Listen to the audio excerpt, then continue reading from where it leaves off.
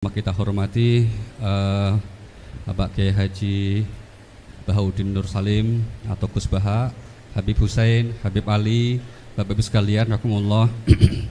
Pertama-tama atas nama Pusat Studi Al-Quran, atas nama Cari Ustadz.id, atas nama Pesantren Baitul Quran, tentu kita mengucapkan terima kasih atas perkenan Gus Baha yang untuk kesekian kalinya membersamai kita semuanya. Mudah-mudahan ini menjadi berkah untuk kita semuanya. Kemudian yang kedua juga menyampaikan ucapan terima kasih kepada Bapak Ibu yang telah berkenan hadir. Sebetulnya tadi Gus Baha sudah menyampaikan ingin ngaji biasa aja seperti biasa dengan santri, tapi kemudian ternyata dibajak. Nah, karena yang bajak Habib Hussein maka nggak berani nolak juga beliau, kira-kira gitu. Terakhir nanti kita mungkin akan ada sesi tanya jawab. Kita berikan beberapa kesempatan. Mohon dipersiapkan. Tiga maksimal tiga. Yeah, maksimal beliau udah pesan 2 gitu. Nah itu nanti insya Allah kita beri waktunya dan kita akan sampai kajian kita akan sampai kurang lebih jam 8.00. Dan pesan terakhir untuk Gus Baha, nyun sewu, Gus Baha ngajinya katanya mungkin pakai bahasa Jawa, mohon Gus. Ya, karena Pak kalau bahasa Indonesia saya nggak bisa niru nanti kira-kira gitu. Terima kasih, semoga Gus, terima kasih. Assalamualaikum warahmatullahi wabarakatuh. Rabbi shrah li sadri wa yassir li amri wahlul 'uqdatam min lisani yafqahu qawli. Allahumma shalli wa sallim barik ala sayyidina Maulana Muhammadin wa ala alihi wa sahbihi ajmain, amma ba'du. Ingkang sangat kula hormati Habib Ali Asgaf, Habib Hussein Asgaf, semua keluarga, wonten Mas Fikri, Mbak Nasila, semua ingkang kula hormati, Mas Nurdin sedanten ingkang kula hormati. Niki ngaos ilmu dulu apa ngaji ijazah dulu ini? Ini kok malah aneh. Buat usah ribet. Buatan Cek 1 2. Pakai ini, tidak usah ini aja.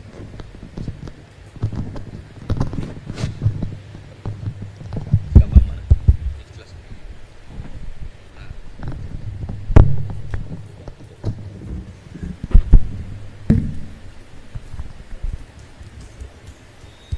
Ya, niki ngaji ilmu dulu, nanti bagian terakhir ijazah. Bismillahirrahmanirrahim. Ini riwayatul Bukhari. Haddatsana Abdullah bin Yusuf, haddatsana Les, haddatsana Sa'id al-Maqburi an Nabi Hurairah radhiyallahu anhu qala Nabi sallallahu alaihi wasallam. Ma minal anbiya'i nabiyyun illa qad u'tiya minal ayat ma mithluhu amana alaihil bashar. Wa inna ma kana alladhi utituhu wahyan awhahu wa ilayya fa arju an akuna aktsarahum tabi'an yaumal qiyamah. Dados kita tahu semua nabi itu punya mukjizat. Ya, semua nabi itu punya apa? Mukjizat. Mukjizat itu hal yang luar biasa yang memastikan manusia itu tidak bisa menyainginya atau menandinginya. Dan rata-rata mukjizat nabi dulu itu fisik. Misalnya ontanya Nabi Soleh itu kan onta tapi keluar dari batu, itu kan aneh. Aneh sekali. Atau tongkat Nabi Musa bisa simsalabim mengeringkan laut apa? Merah. Semua nabi itu punya mukjizat dan semuanya berbentuk fisik. Kecuali mukjizatul Rasulullah sallallahu alaihi wasallam itu berupa Al-Qur'an.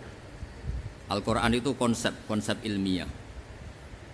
Terus kata Rasulullah sallallahu alaihi wasallam, tapi saya karena Quran itu justru berharap pengikutku besar dan sampai hari kiamat. Sekarang kita logika ya.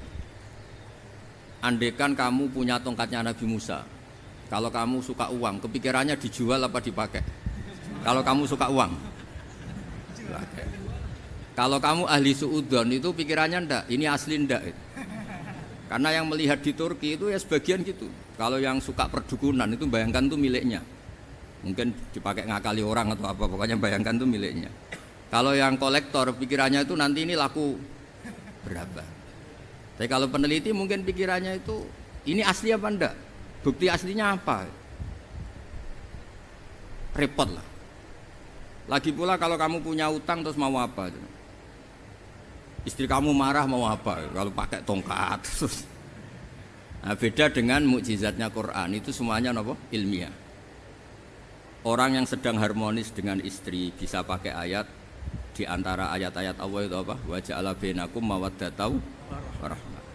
Nanti kalau ditakdir cerai, saya tidak menyarankan cerai. Kalau ditakdir cerai, itu masih dimotivasi sama Allah, wa iya tafarraqa yughnillahu kullam min saati. Jika suami istri itu cerai, jangan-jangan suaminya dapat istri lebih baik, istrinya nanti dapat suami lebih baik. Jadi yang masa lalunya dianggap prahara.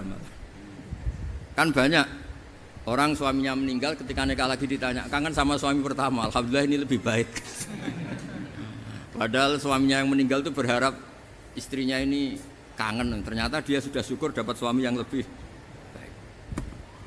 Jadi Quran itu menunggui kita ila yaumil qiyamah. Kita tidak bunuh diri, itu ya barokahnya Quran. Karena problem apapun kita dinasihati sabar, dinasihati sabar. Kan nggak mungkin kamu pegang tongkatnya Nabi Musa, punya masalah apa saja ngelihat tongkat, bisa apa tongkat. Tapi kalau Quran kan nasihat, solusi. Makanya Nabi berharap dengan Quran ini, saya berharap pengaruh saya, pengikut saya terbanyak ila yaumil qiyamah. Terus beliau dikomentari begini sama, ini Fathul Bari, sarahnya Bukhari. Al-muradu anna mu'jizatil anbiya inqaradat binqiradi a'sorihim. Falam yusyahidha illa man hadaraha.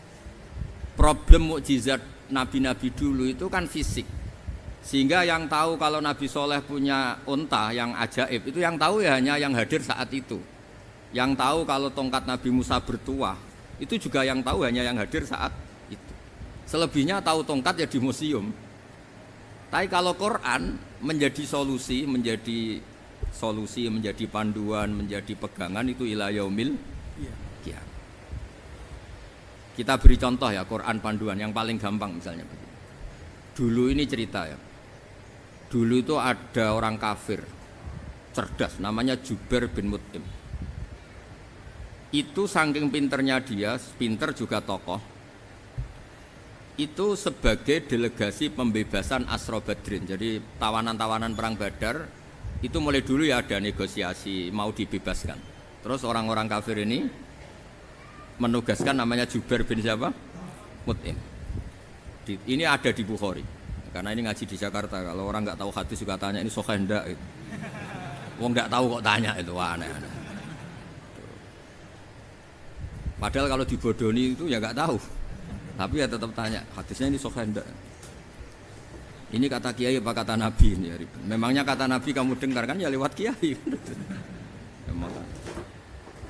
Setelah itu Jubair itu datang ke Medina. Dengerin, datang ke mana? Medina. Kemudian dengar Nabi baca Wattur pas sholat maghrib. Jubair karena Nabi dulu gak ada hotel, gak ada pondok ya. Pondoknya Nabi hanya sufah itu. Nabi baca maghrib, bukan diskusi, bukan debat, baca Wattur wa kitabim mastur fi raqim mansur wal baitil ma'mur was saqfil marfu wal bakhril masjur terus. Kemudian sampai pada titik ayat am khuliqu min ghairi syai'in. Masa manusia atau alam raya yang maujudat, yang nyata, yang wujud nyata. Kemudian asal usulnya itu ketiadaan. Ini kan hadhil alam maujud, alam ini kan nyata. Masa sesuatu yang nyata penciptanya itu tidak nyata. Jadi nggak mungkin ada faham nihilisme. Kalau faham nihilisme berarti melahirkan teori begini.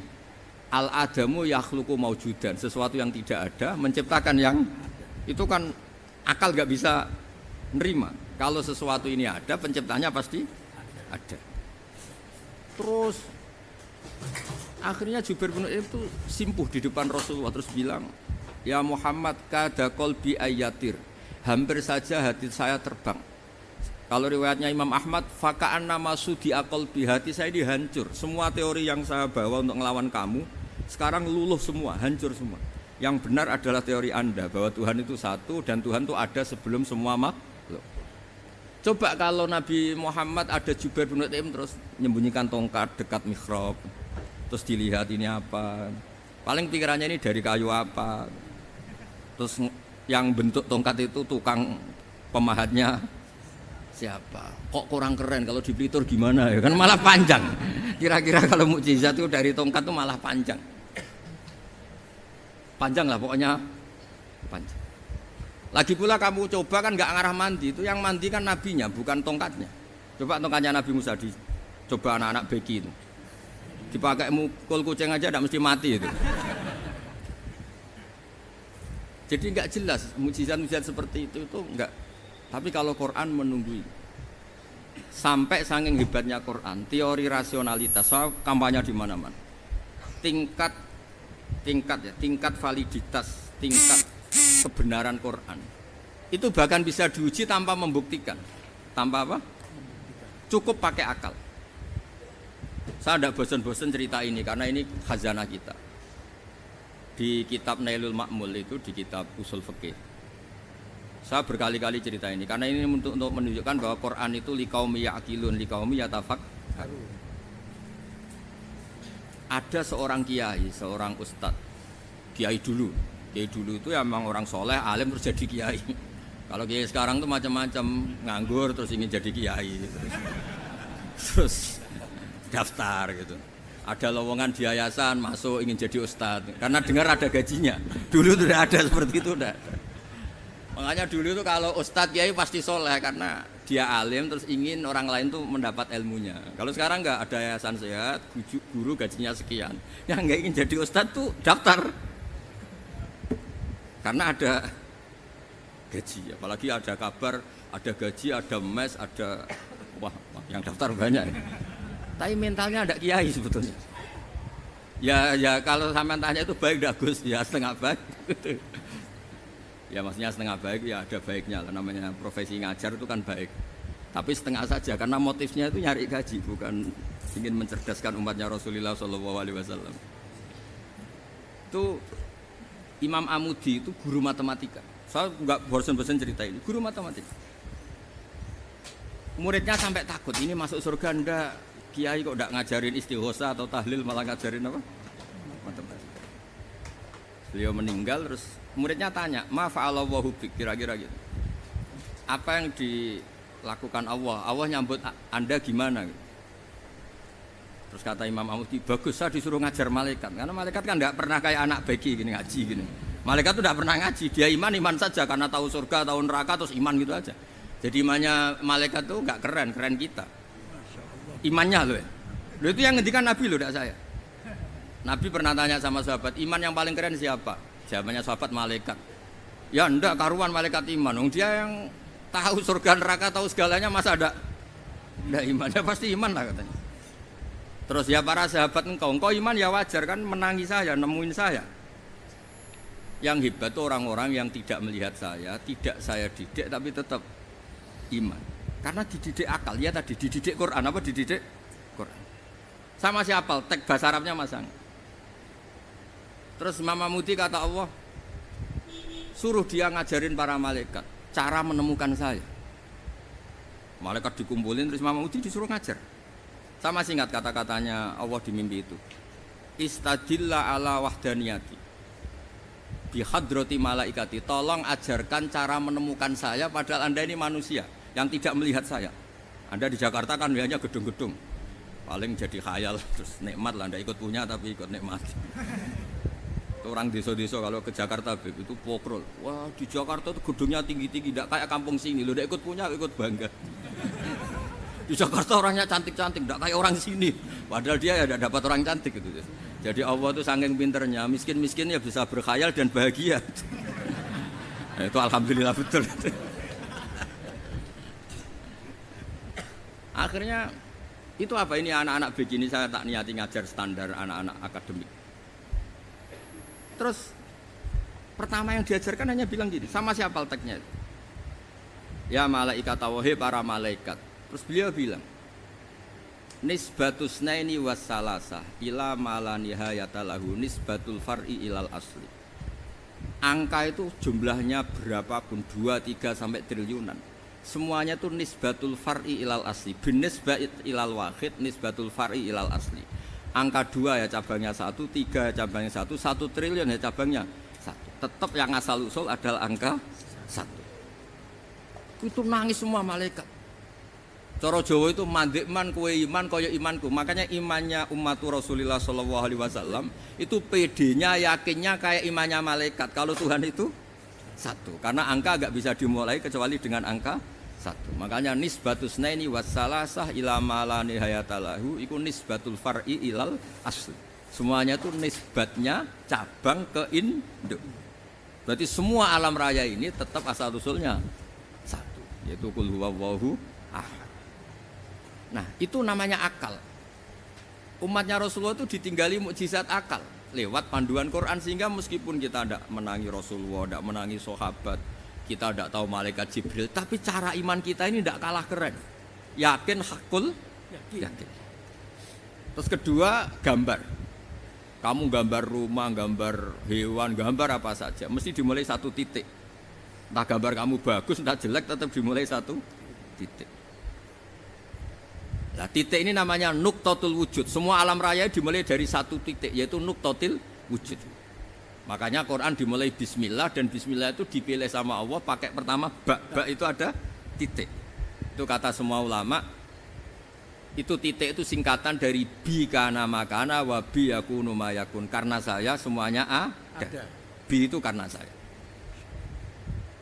Jadi makanya santri-santri beki tidak usah bayangkan kamu jadi wali terus bisa terbang ke Mekah, tidak usah.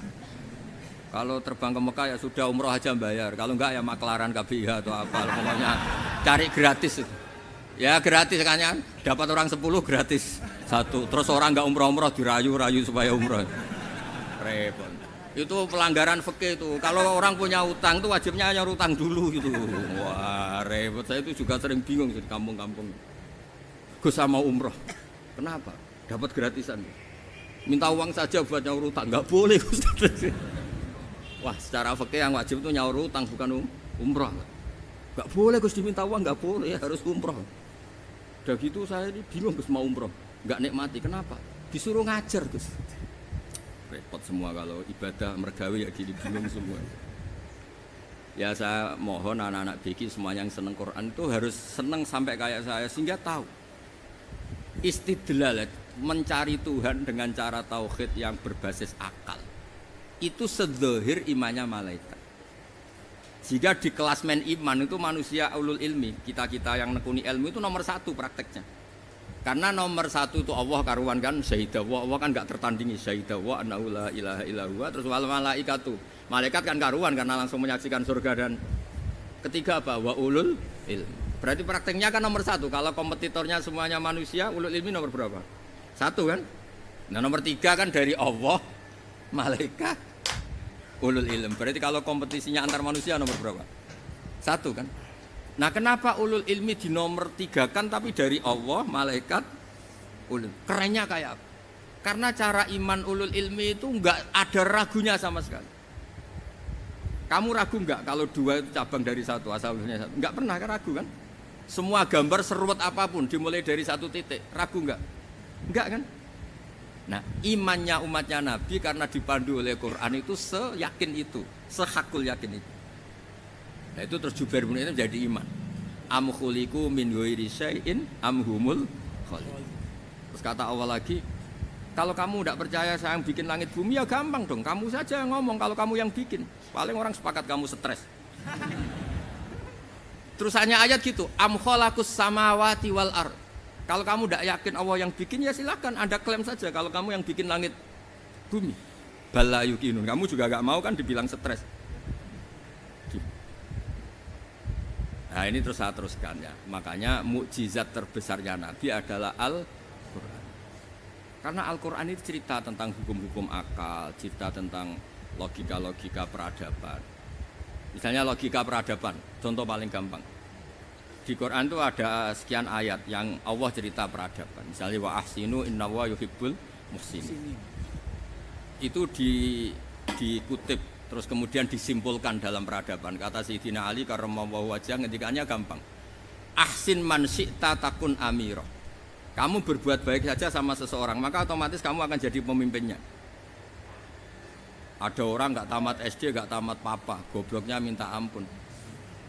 Tapi karena gaji seorang pakar, kamu tak gaji 1 bulan 1 miliar, perusahaan saya jadikan besar. Itu dikongkan ngalor ngidul ya nurut. Hanya karena dia ihsan. Terus wastaghni amman syi'ta takun nadhira. Saya ulang lagi. Wastaghni amman syi'ta takun nadhira. Dan kamu jangan butuh orang lain, siapapun dia, maka kamu akan setara. Misalnya ada menteri orang antri mau salim, tapi kamu tidak butuh kan tenang saja. Tapi kalau kamu butuh, habis kamu. Ya kan, kamu tidak butuh seseorang maka kamu posisinya akan setara. Kamu harus sopan karena punya utang jasa. Kalau nggak punya apa-apa kan setara. Ya enggak. Misalnya kamu jajar rektor atau jajar menteri, jajar apa saja. Kalau kamu tidak punya utang kan, kamu jajar menteri tidak punya utang. Sama jajar satpam tapi punya utang, takut mana?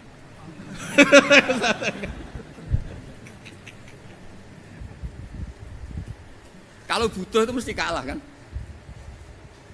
Ada pejabat misalnya nggak begitu cantik sama perempuan cantik yang kamu butuh ingin dicintai, takut mana? Padahal nggak jelas orang ini pangkatnya apa. Jadi dalam hukum sosial itu kata Sidin Ali, wastahni aman syi'ta takun nadhira. Kamu jangan butuh seseorang maka kamu akan setara. Terus yang terakhir, wahtas ilaman syi'ta takun asiro. Asiro pakai sin. Dan silahkan butuh seseorang maka kamu akan jadi budak dia. Ya coba misalnya Anda seorang profesor, seorang alim, seorang getop. Misalnya mencintai janda di ujung kampung sana, jalan kaki 2 kilo. Padahal itu gak tamat SD, tapi gara-gara seneng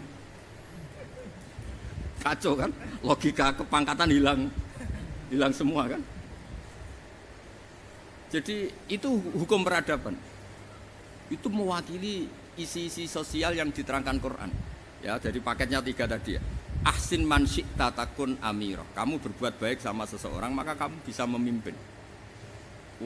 Wastahni amman syi'ta takun nadhira. Kamu jangan butuh seseorang maka kamu akan setara. Mbok kamu ketemu orang terkaya di dunia. Yo ketemu orang terkaya di dunia, kamu jejer, kamu tidak butuh dia. Tenang kan bisa setara kan? Tapi kalau butuh harus sopan, ngajukan proposal, harus berakhlak karimah. Makanya sekarang Anda kok berakhlak kenapa? Ternyata mau nyalek. Biasanya Anda berakhlak kok berakhlak. Ada apa ini? Makanya guyonan di Rembang itu Beb Husain ini. Kalau ada orang mendadak sopan sama temannya curiga, kok tumben sopan, mau utang ya?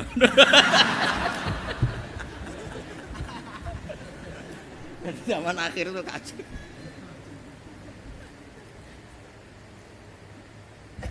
Ya di semua daerah gitu ya sama Pak Rektor ya. Kalau ada teman biasanya nggak sopan kok sopan, itu temannya curiga. Ini Pak Rektor UI ikut kaji. Kok tumben sopan, ada apa ya? Karena di mana-mana orang butuh itu pasti beretika. Kamu punya teman paling berdua, kalau mau utang berakhlak gak? Atau misalnya kamu punya adik cantik terus punya teman berdua, kalau cinta adik kamu berakhlak gak? Biasanya nggak sama sekali nggak berakhlak. Gara-gara butuh menjadi berakhlak. Ya jadi hukum sosial itu ya kuncinya 3 tadi. Ahsin man syi'ta takun amira. Wastahni amman syi'ta takun nadhira. Terus wahtas ila man syi'ta takun asira. Kalau kamu butuh seseorang pasti kamu dibikin hina. Asir itu tawanan. Nah, Quran itu bicara sosial itu lengkap. Dan itu yang nunggui kita. Kita punya tetangga yang kurang baik, ya seneng. Punya tetangga baik, ya seneng. Kata Imam Syafi'i, saya berkali-kali cerita. Kok seneng semua Imam Syafi'i? Ya bagus lah, kalau yang seneng saya enak lah. Dijak jagongan, dijak ngopi enak. Yang gak seneng saya, gak ngarah utang. Uang itu nak, kamu punya tetangga gak seneng kamu. Aman kan? Aman. Gak akan pinjem uang kan, pinjem mobil. Uang gak seneng kok. Makanya Imam Syafi'i itu kalau ngedikan luar Syafi'i, diceritain orang. Ya Aba Abdillah bagiannya, ya Aba Abdillah orang itu gak seneng kau, bagus lah. Loh kenapa bagus? Waman asa'a ilaika faqad atlaqaka. Orang yang gak seneng kamu maka membebaskan kamu. Gak akan pinjam uang, pinjam mobil, gak akan ganggu waktu kamu, kan gak seneng. Justru yang seneng-senengi masalah pinjam terus. Imam Syafi'i itu orang yang anggap dunia itu selesai. Ada yang cerita, ya Aba Abdillah, orang yang tadi cium tangan engkau, yang hormat engkau, di luar maki-maki engkau, ngerasain engkau, ngata-ngatain engkau. Ya bagus lah. Kok bagus gimana? Berarti saya wibawa, depan saya tidak berani. Berarti saya wibawa, di depan saya tidak berani. Berarti itu makomnya sudah kulillah sumadarhum fi khawdihim yal'abun. Sudah dunia itu selesai, sudah agak penting semua. Nah itu kalau kamu anak-anak beki ahli Quran sudah ayatnya kulillah sumadarhum fi khawdihim yal'abun. Sudah lihat Allah saja agak penting, makhluk-makhluk itu. Dah makhluk semua enggak penting, sepenting Allah. Nah, kita ini ditunggoni mukjizat seperti itu. Bayangkan misalnya kita ditunggoni tongkatnya Nabi Musa. Saya ngajar di sini terus ini tongkat. Terus nanti yang tanya, Gus itu kayu apa, Gus? Nanti yang kolektor tanya itu harganya berapa, Gus? Ruwet apa? Ternyata yang ahli suudon itu asli gak, Gus? Wah. Yang ahli suudon kan mesti tanyanya gitu, itu asli enggak, Gus? Repot-repot wong. Tapi kalau Quran kan jelas, kenapa? Ya terus saya teruskan. Fala yamurru terus al murad anna mu'jizatil anbiya in qaradat bin qidari aqsam wa mu'jizatul Quran mustamirratun ila yaumil qiyamah. Wa kharquhu lil adat fi uslubihi wa balaghatihi wa ikhbarihi bil mawhibat. Terus kata ini yang ngarang Fathul Bari sarahnya Imam Bukhari. Fala yamurru asrun minal a'sar illa wa yadharu fihi syai'un mimma akhbaru bi annahu sayakun yadullu ala sihhati da'wah. Wa hadza aqwal muhtamilat. Wa takmiluhu fil ladzi ba'da. Wa qilani ya. Anal al makna anal mukjizat al madiyah kanat khissiyatan tusyahadu bil absar kana qoti soleh wa asa Musa. Mukjizatnya nabi-nabi dulu itu hanya penyembuh, hanya pelengkap, hanya nuruti keinginan mata. Seperti dahsyatnya apa? Laut Merah di sebelah apa dipukul sama tongkatnya Nabi siapa? Itu semuanya itu hanya memanjakan mata. Urusan mata. Terus wow itu. Tapi kalau mukjizatnya Nabi Muhammad itu berdasar akal. Maksudnya berdasar akal nih dengerin ya. Dengerin betul. Ketika Laut Merah terus tersibak kan wow itu keren kan? Terus kita bilang menyimpulkan, wah kita tidak akan mampu. Itu bodoh sekali kesimpulan kita tidak akan mampu. Meskipun bikin nyamuk Anda juga tidak mampu. Loh untuk memutuskan tidak mampu saja kok sampai pertunjukan seperti itu tuh laopo, cek goblok gitu. Nah kalau kita karena umat yang pinter untuk memaksa kita nggak mampu, Allah bilang innallaha la yastahi ayadriba mathalam ma ba'ud. Kita melihat nyamuk langsung berkesimpulan tidak mampu. Saya berkali-kali cerita nyamuk itu sudah kecil, masih punya urat, uratnya kayak apa? Masih punya kuman, kumannya seberapa? Ya enggak? Nyamuk itu kecil, punya organ tubuhnya punya urat. Itu kalau kamu pinter, antara tongkatnya Nabi Musa menyibak Laut Merah sama nyamuk itu sama-sama berkesimpulan melahirkan satu paham bahwa kita tidak. Loh, untuk memaksa tidak mampu saja kok nuju pertunjukan ada onta keluar dari batu nakotu soleh, ada tongkat yang bisa mengeringkan laut. Cik goblok ya. Lah kita alhamdulillah tidak jenis goblok yang seperti ini. Untuk ikrar bahwa Allah itu hebat ala kulli syai'in cukup lihat nyamuk. Kagum kan? Sudah tidak usah bikin hidup. Saya berkali-kali mencontohkan. Para pemahat tak suruh bikin patung gajah itu mampu. Tak suruh bikin patung nyamuk kalau bisa. Nyari materi dari apa aja. Gampang mana bikin patung gajah sama patung nyamuk? Gajah, makanya Allah bikinnya contoh itu untuk ijaz itu pakai nyamuk bukan pakai. Itu kalau ustadz-ustadz yang agak jorok malah contohnya nyamuk, Gus. Itu kecil. Itu kayak apa? Di dalamnya dia hamil kok. Itu anaknya kecil lagi, telurnya kecil lagi itu gimana itu cara bikin itu? Makanya di sini ini ada kitab Itqan itu komentarnya itu lucu. Ini kitab Al-Itqan karangannya Imam Suyuti. Ini persis komentar saya tadi ya. Kata Imam Suyuti pengarang kitab Itqan, wa ya imma khissiyah wa imma aqliyah. Jadi mukjizat itu ada yang fisik bisa dilihat indra panca indera, bisa dilihat akal. Wa aktsaru mu'jizati Bani Israil kanat khissiyah li baladatihim. Bilada itu goblok. Wakil lati basairihim. Dasar wong goblok. Mukjizat itu ngenteni sing wow.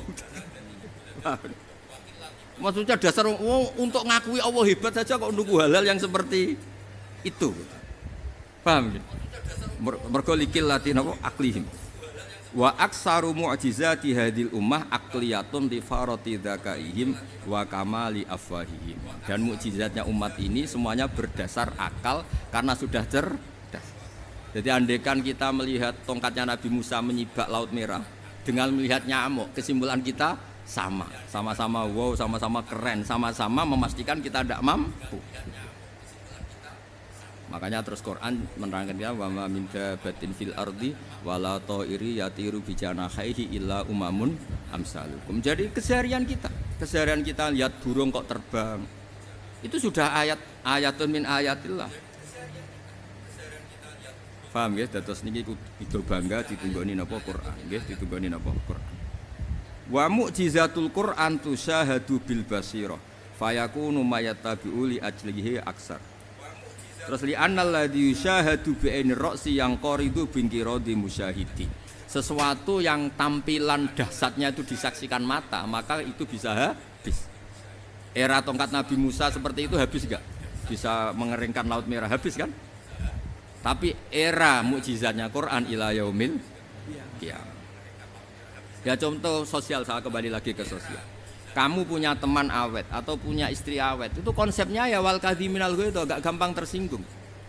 Coba kalau kamu setiap tersinggung putus, setiap tersinggung habis, kamu tidak punya teman, tidak punya istri. Sampai kita awet seperti ini, kalau kecewa ya wal kadhiminal ghaidh, ngempet. Termasuk saya ini biasanya ngaji khusus terus bajak gini ya kecewa. Tapi barokahnya diwarai Quran wal kadhiminal ghaidh, ngempet Gus, ngempet. Terus kecewa sama teman, kenapa tidak putus? Karena wal afina aninna, sudah kalau kecewa maafkan. Coba kalau kita kecewa presiden demo, kecewa menteri demo, kecewa orang tua minggat, ya kalau dicari, kalau tidak kan malu. Saya itu punya teman tak tanya, kecewa Gus sama bapak itu, kenapa tidak minggat? Malu. Kenapa malu? Takut nggak dicari. Itu orang tuh paling malu itu kalau keluar dari rumah nggak di. Saya punya teman lagi, saya ini takut mati Gus. Kenapa? Takut istri saya tidak nangis Gus.